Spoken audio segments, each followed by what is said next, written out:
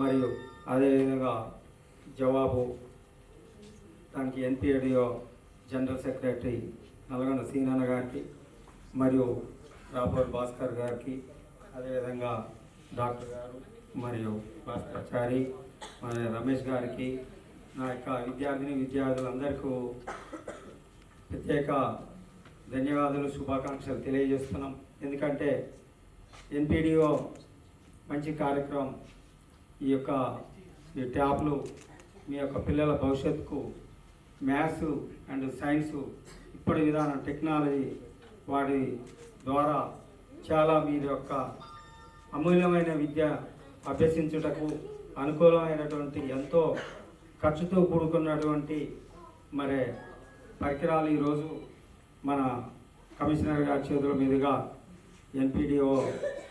సీనన్న గారి ఆధ్వర్యంలో ఇలాంటి సేవా కార్యక్రమం చేయడం చాలా సంతోషం. మరియు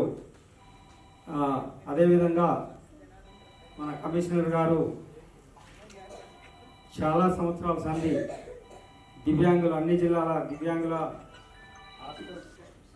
హాస్టల్స్ మరి సంక్షేమ పథకాలు అన్ని జిల్లా దివ్యాంగులకు చక్కటి సహకారాలు అందిస్తూ మరి